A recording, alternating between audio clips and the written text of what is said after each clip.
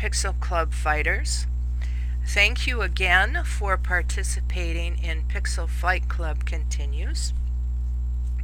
This is Marie, and I'm going to go through these images from Michael's starting image, as he doesn't feel he has time yet to learn how to record, even though I've told him he can type it. Maybe he doesn't like to type. Anyways, you guys did some very creative work. This is Amy's post. I was tickled to see that the starfighters actually found Cloud Lady out there. And as Amy said, it really should get Michael's... Please, Michael. I was going to put in a very bad pun about getting his engines running, but let's not do that. Very well done, very nostalgic feeling. I wish that the green in the Cloud Lady's face had carried over to the dashboard of the fighter, perhaps. But then again, until I see it, I don't know if it would be right or not. But again, technically done very well. I like the old newspaper magazine look filter that Amy's put on this. I think it really adds to the overall presentation. Next we have a similar view from Amy. And you know me, I keep my screen dark, so I had to take this one over to Photoshop. Whoops. Let's actually put it on Amy's picture. And in order to know that I wasn't missing anything, I added a levels layer just to see what all was in there. And as I looked at it, I felt there wasn't a good focus point for us. I mean, it's interesting, but we don't know exactly what the pilots are looking at. So what I did was I made a new layer and put a soft white brush across the saucer and changed its blend mode to soft light, and I've got its opacity about 60%. Now here's before we highlighted the saucer, before I told your eyes what to look at.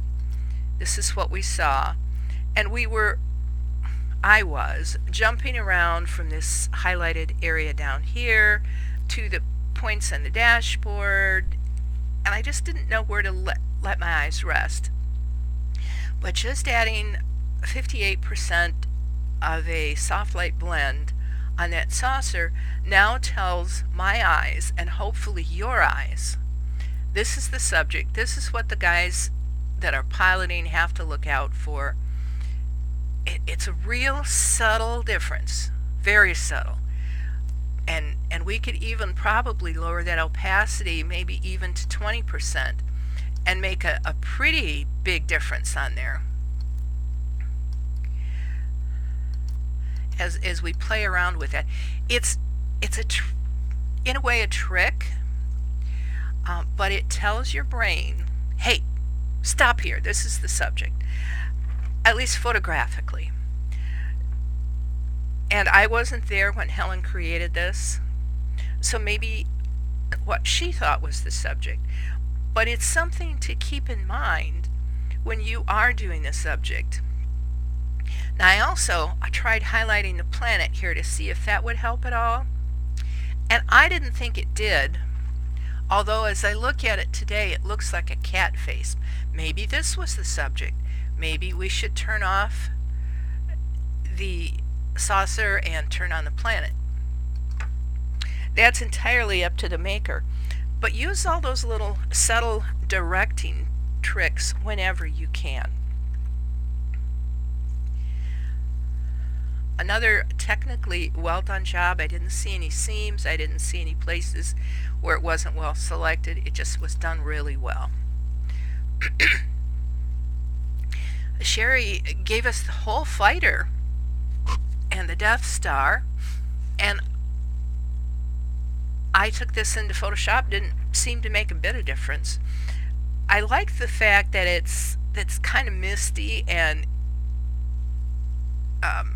ethereal in a way, rather than the sharp focus, intense space stuff we often see. I think in this case, subtle was the way to go. Then I looked at Vicky's, and I gotta say, this is my favorite from the week. You all didn't help very much. I didn't see any votes and very few comments. Maybe your week was as nasty busy as mine, but nonetheless, this is the one that I thought used the starting image most creatively. It's there if we look for it, but we have to look a minute to find it, and I thought that was nice. I think the extra texture and the binomial, is that the right word? Binomial numbers, there's a word that's escaping me. I thought the numbers on it brought up the technical aspect very well. I love the way the numbers sweep across his face, but they bother me a bit on his arms. So I'm going to take this back over to Photoshop.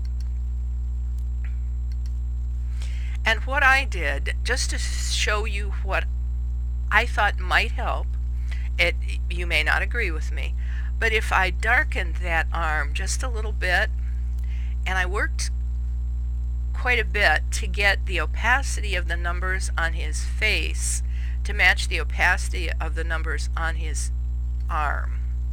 I didn't quite make it, but as I played with it, I thought perhaps that it did help a little bit. Now, if you had all layers, it would be fairly simple to put a mask on just the arm and then lower the opacity of that mask. Another thing I would suggest, doesn't necessarily mean it would improve, but that I might try to secure quite sharp. And I'd like to see a little more difference in the sharpness between these numbers and the numbers on his arm. And you can see on his face, this is real blurry compared to the numbers over here. I'd like to see these numbers just a smidge blurrier. Just something to try. Not necessarily that it would improve it, but something to try. So this is going to be the favorite of the week. Then we have this fight scene from Russell. He's done a really nice job with the flames, although as we zoom in just a little bit, I guess I'm not going to zoom in just a little bit. Let's try another option.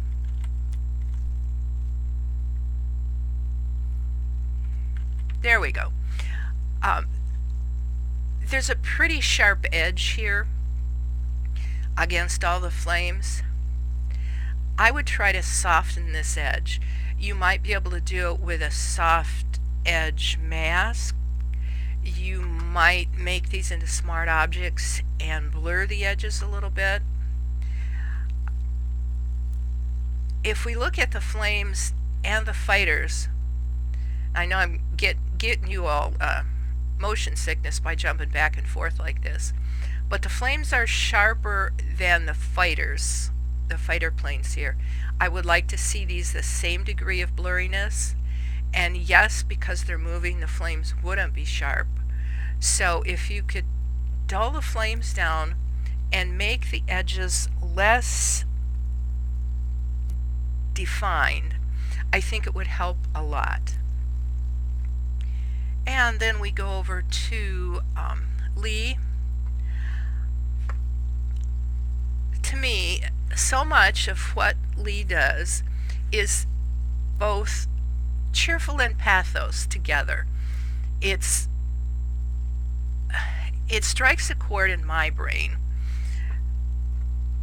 on how well she manages to convey emotion. And usually I think she gets the emotion that she intended comes across to us just fine.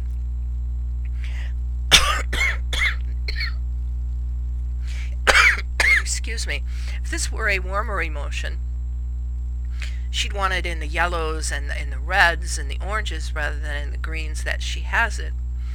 But it still is kind of cute the way we've got the dinosaur getting ready to gobble the front of this little starfighter here. Done very well. Technically done excellently. And again, I always have to laugh at Jim's post. Retired guy takes the cake when it comes to finding those creative ideas from. I can only guess that on his job he had plenty of time to think of things and look at things in a different way than maybe the most of us have, because he always does a great job when he is doing his humor here. And he's brought back a huge amount of nostalgia with Star Trek and E.T. I'm thinking, and I don't know what this comes from because I don't see enough movies to tell you. But he's put all this on a magazine cover, which is really kind of great. He's done a nice job of doing bringing these people in together. Again, the shadows don't all match. But then again, on a real movie poster, if you look closely, they may or may not match. Sometimes movie posters are thrown together at the last minute, and they aren't necessarily done well. But kudos for bringing the humor to the game. Thank you so much, all of you. Again, our winner this week was Vicky. Whoops, missed it.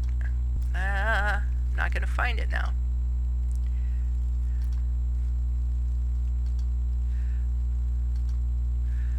Well,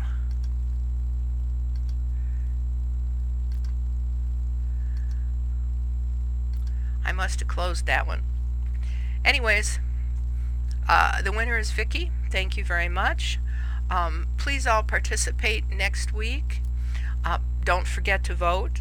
Let us know what your favorite is. It's much easier on this end of the screen if you tell us with your comments and plus ones which ones you like the best. Hopefully you'll have a wonderful week, and I'll talk to you next week. Thank you so much.